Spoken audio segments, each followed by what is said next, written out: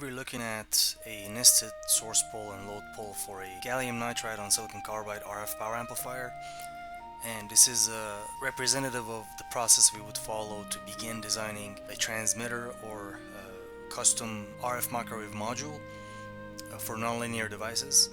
And here you can see that in my nested load/source pole at some nominal bias point, I'm going to be using specific load gamma points that I'm going to change and move around, and looking at the resulting source pole contours at the source plane. Why do we do this?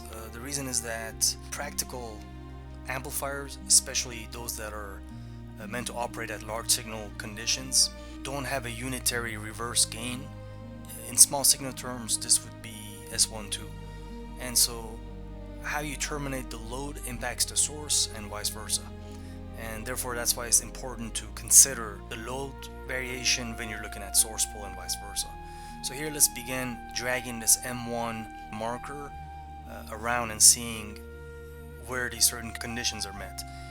So I'm looking at where power is greater than 44.4 dBm and where efficiency equals 65% and where power gain is 20 dB or so. So I'm going to move this around, get closer. You can see how the source pole contours change. Here you can see this condition was met around this impedance. I'm getting 20 dB of gain, and you can see it's a very low value, so I'm going to keep going in because it's not a physically realizable or good solution for a broadband match tuning solution. So I'm going to keep going to see a close contour that I can trust. So here you can see that the gain is pretty reasonable.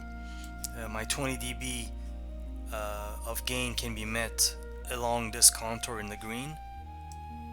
I'm going to keep going and keep going until I see my efficiency and the other conditions met.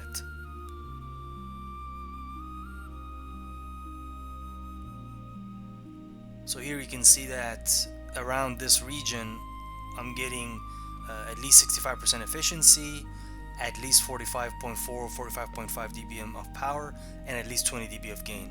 So I know that I should be focused around this region to be able to get what I'm looking for, basically the performance that I'm looking for. In this specific situation, I'm really interested in a power match for a very broadband design, and so for this fixed input that I'm looking at, this at least gives me an idea of where to begin looking for my continued source pole load pole. And so this is not the final solution, only a preliminary nested source pole and load pole.